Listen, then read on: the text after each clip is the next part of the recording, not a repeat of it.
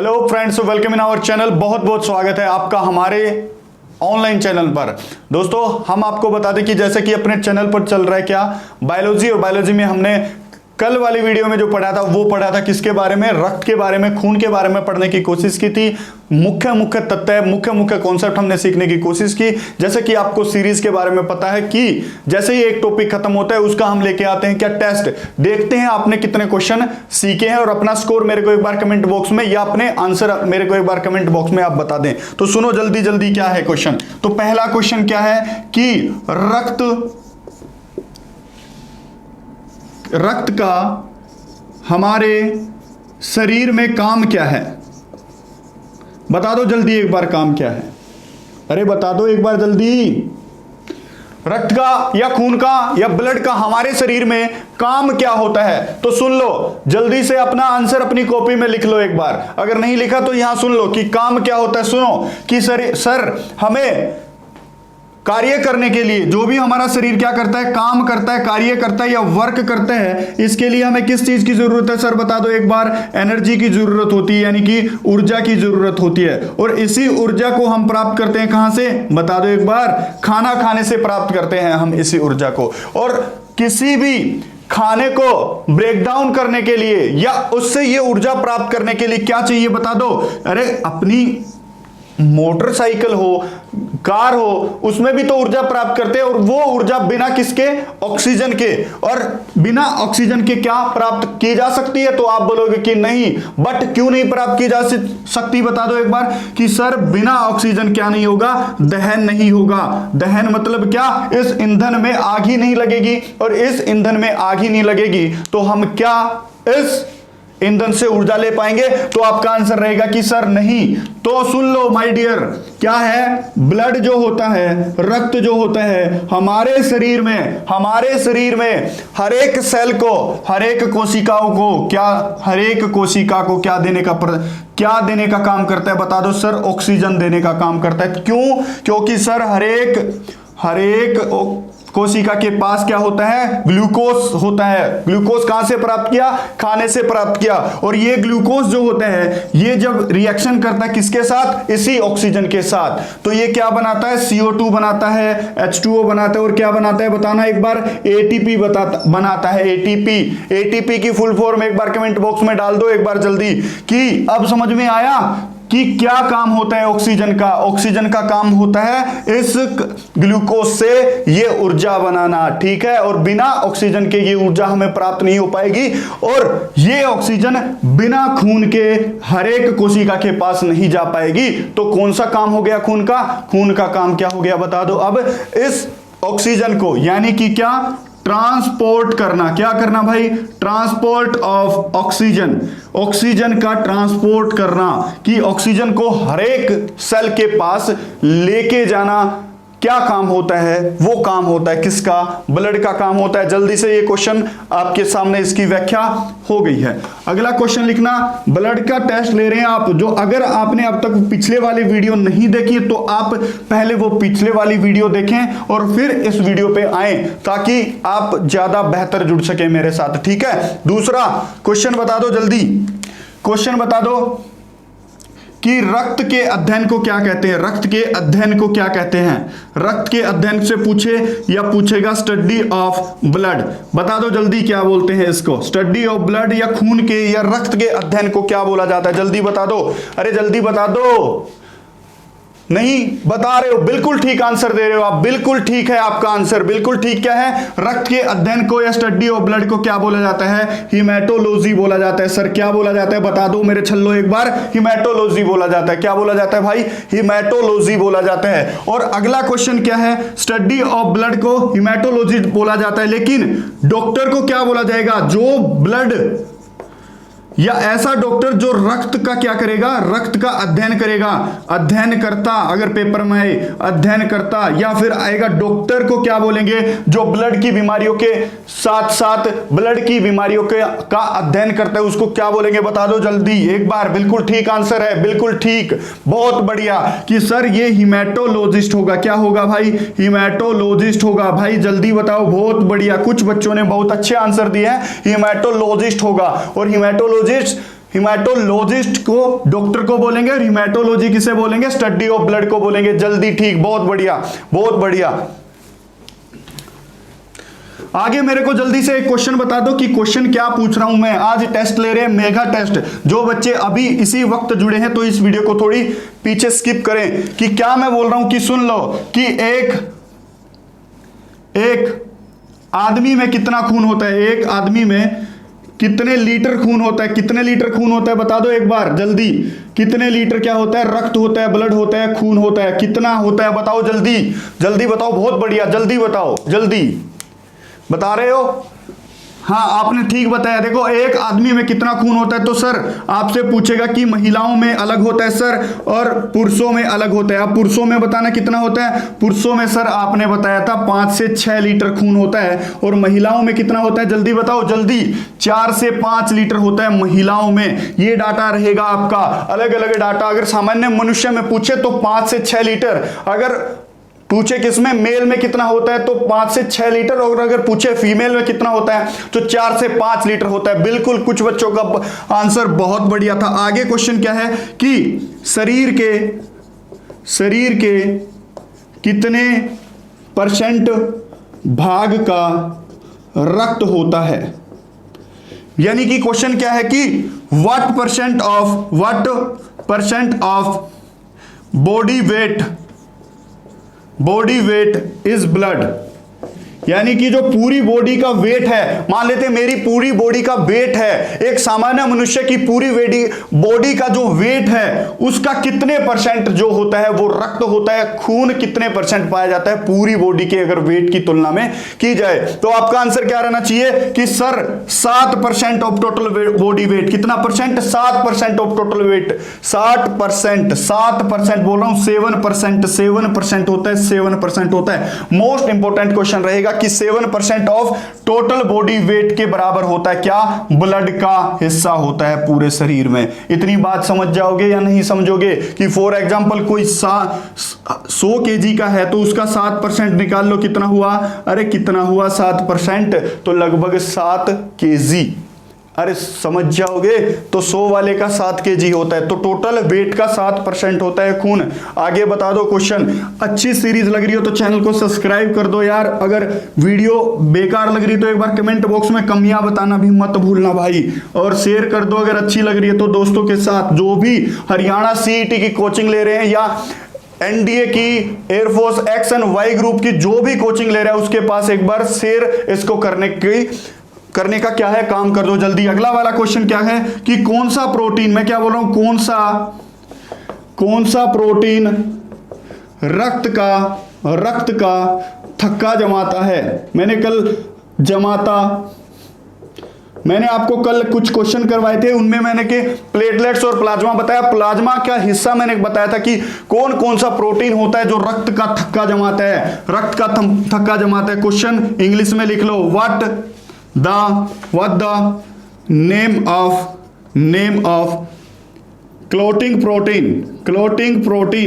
Protein कौन सा होता है इन ब्लड में? क्लोटिंग प्रोटीन कौन सा होता है जल्दी बता दो, कौन सा नाम है उसका जल्दी। बहुत बढ़िया, कुछ बच्चों ने आंसर दे दिया है, बहुत बढ़िया, बहुत बढ़िया। क्या होता है जल्दी बताओ एक बार, कौन सा प्रोटीन रक्त का थक्का जमाने का काम करता है? सॉल्यूशन सुन लो, रक्त का थक्का क्या होता है पहले तो ये सुन लो। रक्त की क्लोटिंग क्या होती है पहले तो ये सुन लो कि क्लोटिंग और थक्का क्या होता है, पहले तो ये सुन लो। बहुत बच्चों ने आंसर भी दे दिया है, लेकिन फिर भी मैं इसको व्याख्यांतिक कर रहा हूं कि क्या होता है। देखो, जब भी हमें चोट लगती है, फॉर एग्जाम्पल मेरे को यहां पर कट लग गया, 2 से 4 मिनट के बाद ये जो यहां से खून निकल रहा था ये खून बंद हो जाएगा थोड़ी देर में। अब क्यों हो जाता है, किस लिए हो जाता है? क्योंकि सर जो अपना ब्लड होता है और ब्लड में एक प्रोटीन होता है, वो प्रोटीन इस थक्के को या इस क्लॉट को बनाने में सहायक होता है। इसलिए ये यहां पर हमारा खून कट जो भी लगते हैं या हमें हमारी शरीर से बाहर जो भी खून बहना स्टार्ट करता है उसको रोकने का प्रयास करता है, और उसी को क्या बोलते हैं? उसी को सर ब्लड क्लॉटिंग बोलते हैं। तो आपका आंसर यहां से कौन सा प्रोटीन रक्त का थक्का जमाता है, तो आपका आंसर रहना चाहिए क्या? फिब्रिनोजन। कौन सा होना चाहिए भाई? फिब्रिनोजन। कौन सा होना चाहिए? फिब्रिनोजन। फिब्रिनोजन होना चाहिए आपका आंसर। क्या होना चाहिए? फिब्रिनोजन आपका आंसर होना चाहिए। आप अब ये बता दो सर, क्या ये फिब्रिनोजन अकेला ही ऐसा करता है? कि ना, अकेला प्रोटीन ऐसा नहीं करता। जब इस फिब्रिनोजन के साथ क्या मिलता है? इसके साथ विटामिन के मिल जाता है, और इसके साथ क्या? इसके साथ कैल्शियम मिल जाता है, तो ऐसा काम होता है। अब मैं क्या बोल रहा हूं कि सुन लो एक बार, यहां से क्वेश्चन पक्का 100% आएगा। कि क्या क्वेश्चन आएगा? कि कौन सा प्रोटीन रक्त का थक्का जमाता है? तो फिब्रिनोजन। अगर आए कौन सा विटामिन थक्का जमाने में सहायक होता है? तो आंसर क्या रहना चाहिए बता दो एक बार? विटामिन के आंसर रहना चाहिए। ठीक है। और अगर पूछे कौन सा तत्व सहायक होता है, तो कौन सा तत्व सहायक होता है बता दो एक बार? कैल्शियम होता है सर, कैल्शियम होता है। बहुत बढ़िया, कैल्शियम होता है। तो ये तीनों चीजें आप याद रखेंगे, फिब्रिनोजन और विटामिन के से और कैल्शियम से। तीनों क्वेश्चन आपके जहन में उतर जाने चाहिए। ठीक है। ये सभी चीजें मैंने पीछे करवा रखी है, पीछे जाकर इससे बिल्कुल बैक वाली वीडियो आप देख सकते हो, उसमें आपको प्लेलिस्ट में मिल जाएगा कि प्लाज्मा क्या होता है, प्लाज्मा में प्लेटलेट्स क्या होती है, सब कुछ मैंने वहां पर करवा रखा है। एक बार स्क्रीनशॉट यहां से ले लो एक बार। ठीक है। आगे क्वेश्चन क्या आएगा कि कौन सा ऐसा प्रोटीन होता है खून में जो हमारे खून को शरीर के अंदर नहीं जमने देता? सुन लो एक बार, ये क्वेश्चन सुन लो। कौन सा ऐसा प्रोटीन होता है जो रक्त को शरीर के, मैं क्या बोल रहा हूं, शरीर के अंदर नहीं जमने देता, अंदर जमने नहीं देता है? अरे समझ रहे हो क्या बोल रहा हूं? कि सर आपने अभी बताया कि खून में फिब्रिनोजन प्रोटीन होता है जो कि खून को जमाने का काम करता है, और विटामिन के भी होता है और कैल्शियम भी होता है। अगर ये तीनों चीजें ब्लड के अंदर है, खून के अंदर है, तो क्या सर हमारा जो खून होता है वो बॉडी के अंदर भी जम सकता है? तो आपका आंसर रहेगा कि नहीं, बॉडी के अंदर कभी भी खून नहीं जम सकता जब तक हमें कुछ असाध्य बीमारी ना हो जाए। एक सामान्य मनुष्य के अंदर अगर खून जम जाएगा तो यार क्या वो जिंदा रह पाएगा? क्योंकि उस खून का जो फ्लो है वो फ्लो कभी भी नहीं हो पाएगा। ठीक है। अब अंदर तो जमता नहीं, लेकिन किसके कारण नहीं जमता? तो आपको आंसर देना है हेपेरिन प्रोटीन। क्या है आपका आंसर? Heparin protein. कौन सा? Heparin protein. कौन सा प्रोटीन भाई? हेपेरिन प्रोटीन ऐसा करता है। तो कौन सा प्रोटीन हमारे शरीर के अंदर खून को जमने नहीं देता?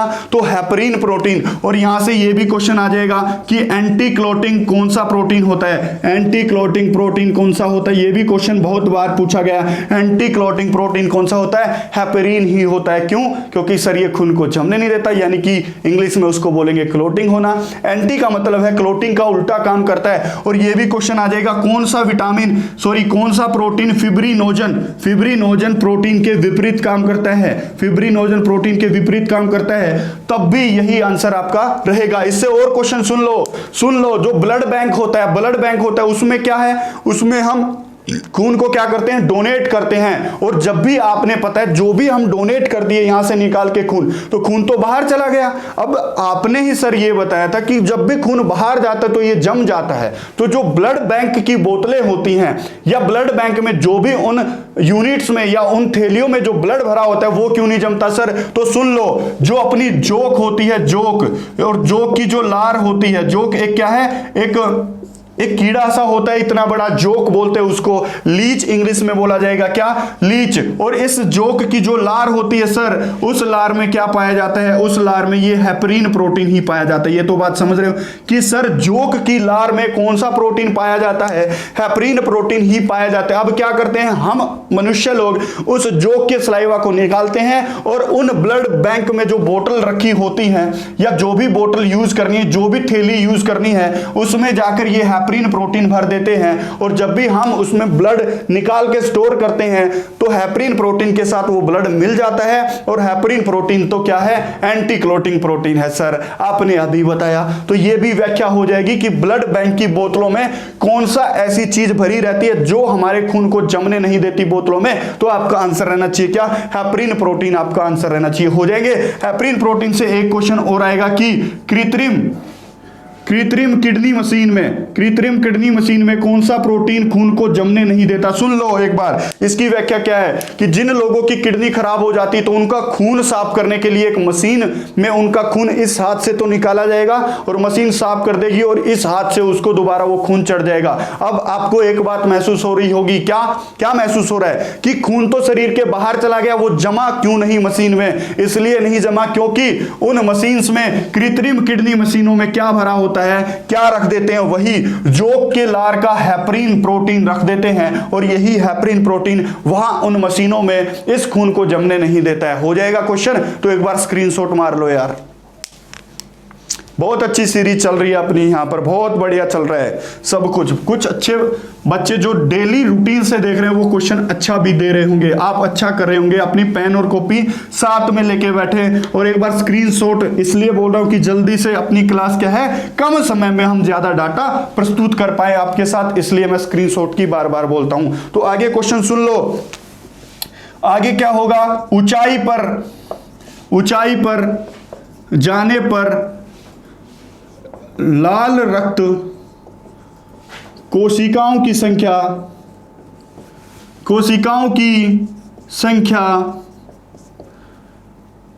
बढ़ती है।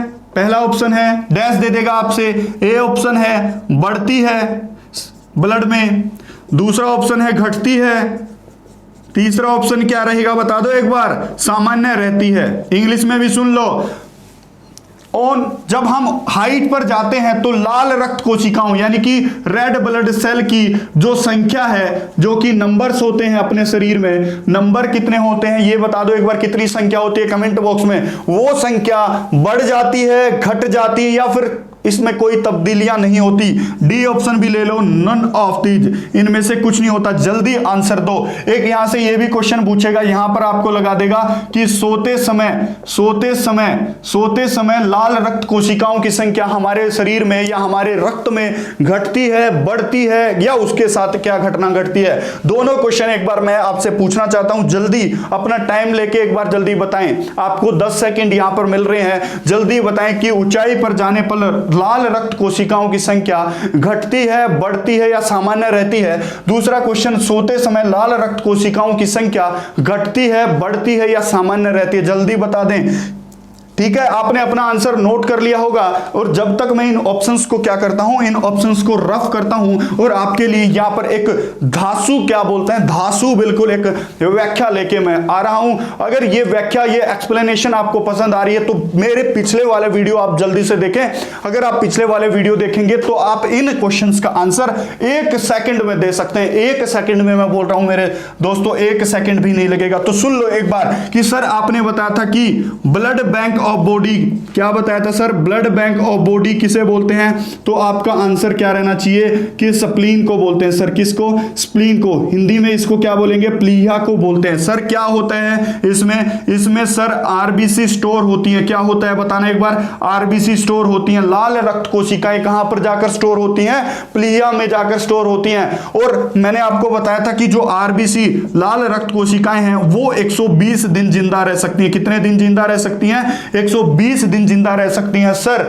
ठीक है, इतनी बात मैंने बताई थी कि जो जाके स्टोर होती हैं, कुछ लाल रक्त कोशिकाएं प्लीहा में जाकर मर जाती हैं, इसलिए प्लीहा को क्या बोलते हैं? कब्रिस्तान बोलते हैं। किसका कब्रिस्तान बोलते हैं सर? बता दो एक बार। आरबीसी का, लाल रक्त कोशिकाओं का कब्रिस्तान बोलते हैं। अब सुन लो, अब यहां से इस क्वेश्चन की व्याख्या मैं कैसे बनाता हूं वो सुन लो कि सर आपने बताया था कि स्टोर कहां पर होंगी? प्लीहा में जाकर होंगी। क्यों स्टोर होती हैं सर? बताओ क्यों स्टोर होती हैं? क्यों स्टोर होती हैं? क्यों इसलिए स्टोर होती हैं? क्योंकि जब ऑक्सीजन की मात्रा हमारे आसपास कम हो जाएगी तो उस समय इनमें जो भी प्लीहा में जाकर आरबीसी लाल रक्त कोशिकाएं जो भी स्टोर हुई थी वो ऑक्सीजन की कमी होने के कारण वहां से उठकर कहां पर आएंगी? वहां से उठकर, प्लीहा से उठकर दोबारा कहां आ जाएंगी? हमारे ब्लड में मिल जाएंगी। तो रक्त की या रक्त की नहीं, मैं क्या बोल रहा हूं यहां पर, ऑक्सीजन की कमी होने के कारण, जब भी आपको क्वेश्चन में सिचुएशन मिले कि ऑक्सीजन की कमी वाला क्वेश्चन है, तो आप हमेशा क्या बोलोगे कि प्लीहा से उठकर ऑक्सीजन ले जाने वाली सेल कौन सी होती हैं, लाल रक्त कोशिकाएं। ये प्लीहा से उठकर कहां पर आ जाती हैं, ब्लड में आ जाती हैं। यानी कि ब्लड की संख्या या ब्लड में लाल रक्त कोशिकाओं की संख्या जब बढ़ेगी, जब ऑक्सीजन की मात्रा हमारे इर्द गिर्द क्या हो जाएगी, घट जाएगी। समझ रहे हो? अब मेरे को एक बार बता दो, ऊंचाई पर जाने पर ऑक्सीजन की मात्रा घटती है या बढ़ती है? तो आपका आंसर रहना चाहिए सर घटती है। अगर ये घटती है ऊंचाई पर जाने पर लाल रक्त कोशिकाओं की संख्या, अरे अगर ऑक्सीजन हाइट पर जाने से घटती है तो लाल रक्त कोशिकाओं की संख्या वहां पर बढ़ जाएगी। तो ऊंचाई वाले क्वेश्चन में आपका आंसर क्या रहना चाहिए कि सर वहां पर यह संख्या बढ़ जाएगी हमेशा। और सोते समय बताना, सोते समय जब भी हम सो रहे तो हमारे शरीर को किसकी जरूरत कम होती है? तो आप बताओगे कि सर ऊर्जा की या फिर एनर्जी की कमी है, वो हमारे शरीर को कम महसूस होती है। और एनर्जी कब बनती है सर? ऑक्सीजन का साथ रिएक्शन होती है, जब किसकी, अरे ग्लूकोज की रिएक्शन होती है, तभी वो एटीपी एडिनोसाइन ट्राइफॉस्फेट बनता है। इसलिए सोते समय कम ऑक्सीजन की जरूरत होती है, तो इसलिए ऑक्सीजन को ले जाने वाली सेल जो लाल रक्त कोशिकाएं होती हैं उनकी संख्या भी हमारे शरीर में कम हो जाएगी। तो सोते समय क्या होगी, कम होगी। क्यों होगी? क्योंकि ऊर्जा की मात्रा हमें कम चाहिए। हो जाएंगे क्वेश्चन, तो एक बार स्क्रीनशॉट यहां से मार लो भाई। बहुत दासू दासू क्वेश्चन आपके समक्ष रख पा रहा हूं। अगर ये सीरीज आपको अच्छी लग रही है, ये चीजें आपको अच्छी लग रही है, साइंस आपको अच्छी लग रही है, या ये चैनल आपको अच्छा लग रहा है, तो यार एक बार इस चैनल को विजिट करके जरूर देखें कि क्या क्या इस चैनल पर करवाया जा रहा है। फ्री ऑफ कॉस्ट सब कुछ कराया जा रहा है। ऑफलाइन कोचिंग भी हमारे यहां प्रोवाइडेड की जा रही है। नीचे डिस्क्रिप्शन में उसका क्या है, नंबर्स या फिर लिंक दिया गया, वहां पर आप जाके कॉन्टैक्ट कर सकते हो। बहुत बहुत धन्यवाद।